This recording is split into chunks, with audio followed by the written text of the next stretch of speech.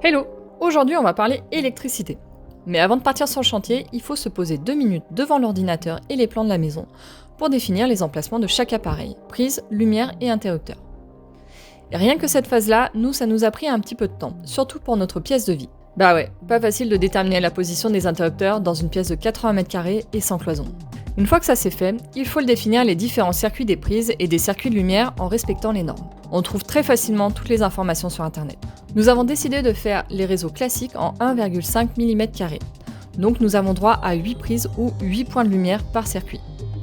Nous avons donc fait un code couleur pour chaque réseau pour bien les différencier. Ensuite, il faut relier les circuits lumière, et c'est là que le plan devient un joyeux bordel. Alors, une fois que vous avez fait votre plan sur l'ordi et que vous avez fait vos circuits à la main, ce plan-là, il va vous accompagner tout du long sur le chantier électrique. Donc, il va surtout vous permettre, dans un premier temps, à faire les repères de chaque point, donc soit prise, lumière ou interrupteur. On va commencer par les repérer partout sur le chantier, donc avec quelque chose de bien visible dans l'idéal. Donc voilà, là par exemple, on a 2 points ici qui ont été repérés en amont, notamment ici, j'ai une prise en direct pour le radiateur et là-haut, ça c'est le circuit de prise, c'est un circuit de prise pour le niveau du dessus. On fait passer également dans le faux plafond.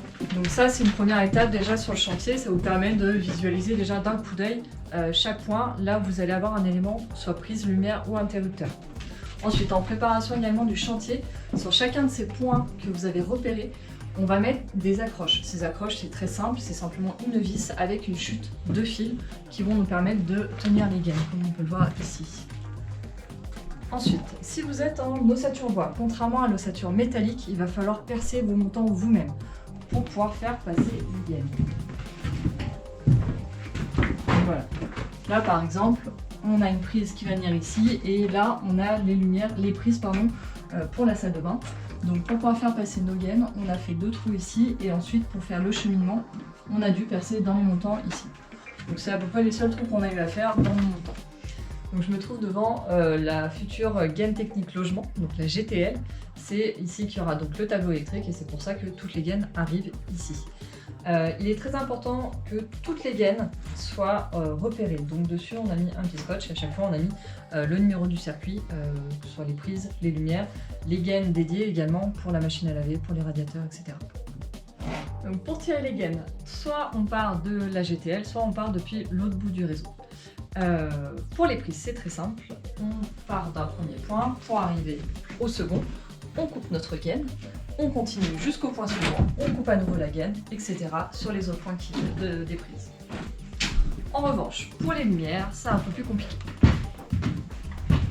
En effet, pour les lumières, il va falloir réfléchir un petit peu pour économiser un maximum de gaines et de fils. Donc il faut faire les choses intelligemment. Et pour faire ça, moi j'ai eu besoin vraiment de le schématiser, de le poser sur papier. Pour les points de lumière, il faut laisser une bonne marge afin de pouvoir ajuster exactement leur position quand on va poser le faux plafond. Par rapport à la gaine, on vous conseille de prendre des gaines de 20. Les gaines d'en dessous sont vraiment trop galères pour ensuite faire passer les fils. On a essayé, ça a été très chiant. Les gaines de 20, ils conseillent de passer 5 fils maximum. Nous, on a réussi, là sur un réseau, on en avait 7 à passer. Ça a marché, mais ça a quand même été galère. Une fois que vous avez bien fait tout votre réseau, vous avez tout bien tiré les gaines, à chaque point lumineux, vraiment veillez à bien tout ficeler et surtout à accrocher également les fils qui sortent de la gaine, les replier et les ficeler avec le reste pour pas qu'ils repartent dedans. Et bien les accrocher va permettre de faciliter la pose du faux plafond. La gaine préfilée ne suffit pas toujours. C'est pourquoi il faut également réfléchir où tirer des gaines vides. Pour l'instant, nous en avons installé entre des points lumineux et les interrupteurs.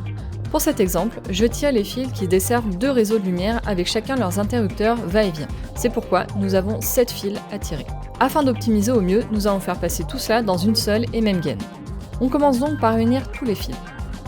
On en fait ressortir un pour le replier sur lui-même afin de former une boucle.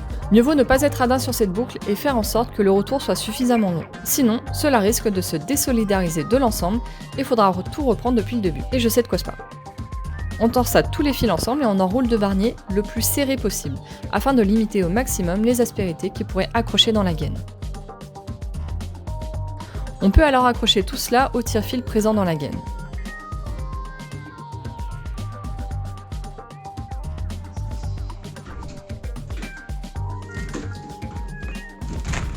Ici, nous sommes sur une courte distance assez linéaire, donc ça se passe bien. Mais mon embout est tellement rigide à cause des 7 fils torsadés que je ne suis pas sûre que cela aurait fonctionné s'il y avait eu plusieurs angles à passer. Sur des grandes distances, il vaut mieux être deux. Un qui tire et l'autre qui pousse les fils à l'autre bout. Un peu mieux.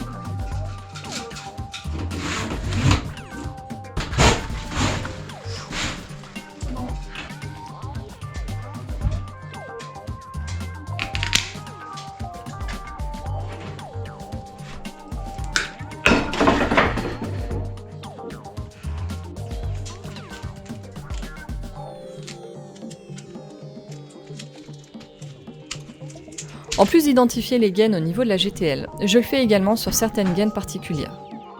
On risque de faire le faux plafond seulement dans quelques mois, et d'ici là on aura eu le temps d'oublier à quoi correspondent les gaines.